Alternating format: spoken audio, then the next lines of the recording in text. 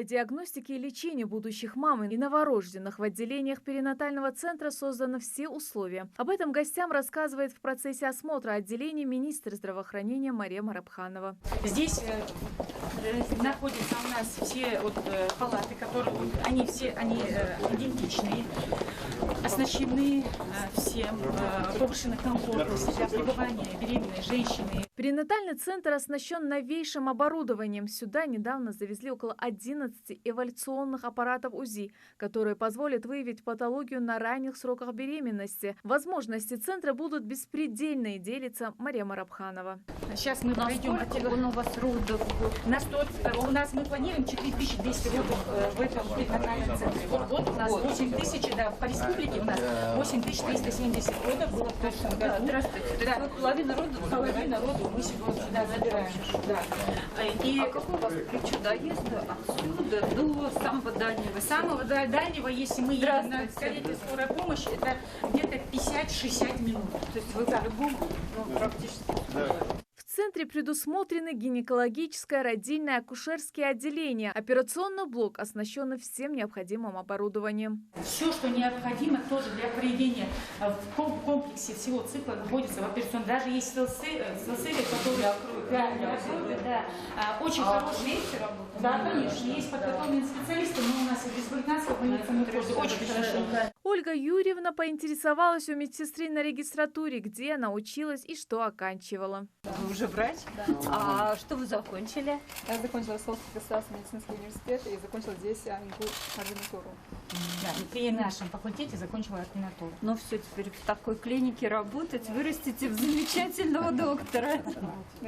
И такая хорошая профессия. Конечно. Юнусбек Евкуров рассказал, что в перинатальный центр до 10 июня планирует уже перевести всех врачей и начать работу. До 10 июня Зеленый Кирилленко приедет.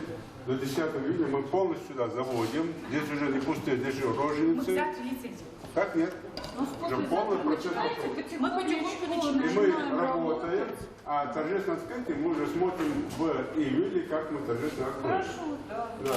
Когда здесь будет полный цикл, а не так, что ребенок ночевал, а потом уже. Такие центры просто необходимы, ведь именно благодаря хорошим специалистам и наличию необходимого оборудования смогут спасти сотни жизней малышей. Перинатальный центр, он состоит из 7 этажей, дополнительно еще и цокольный этаж.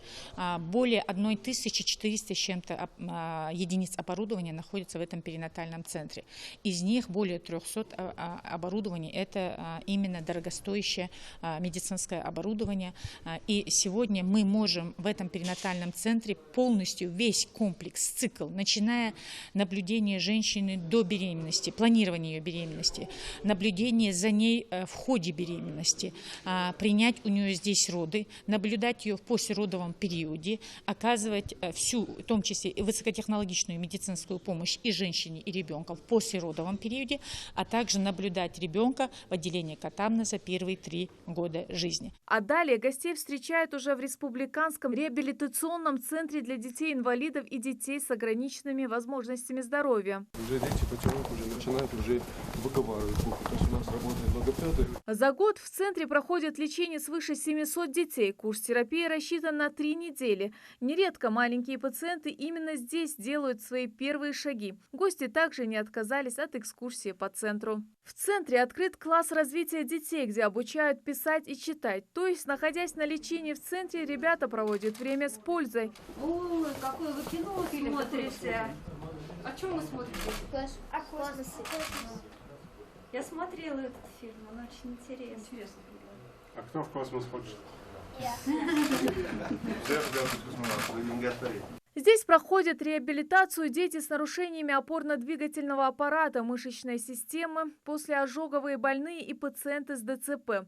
В год они должны трижды пройти полный курс лечения, после чего, отмечают врачи, наблюдается динамика улучшения. Сейчас мы находимся в медико-социальной реабилитации, это немножко, так сказать, сердце нашего центра. Тут кипит постоянно работа, тут у нас все активные нагрузочные процедуры проходят, начиная от физиопроцедур, заканчивая до бассейна. Вот. А также в нашем центре есть и психолого-педагогическое отделение, то есть в этом отделении у нас более так разгрузочные бывают процедуры. Это занятия психолога с педагогами. Педагоги отдельно занимаются. И кружки разные у нас идут. То есть мы отвлекаем детей, соответственно, это тоже своего рода такое лечение происходит. Да. Вот, в центре у нас несколько отделений. Помимо этого отделения и психолого-педагогического у нас есть дневной стационар, у нас есть стационар ночной и отделение неврологии у нас. Аналогов такого центра на Северном Кавказе еще нет, поэтому лечатся здесь уже не только дети из Ингушетии, но и из соседних республик. Ольга Юрьевна, заканчивая осмотр центра, отметила, таким пациентам важно уделять самое пристальное внимание и прикладывать все силы, чтобы наши дети были здоровы.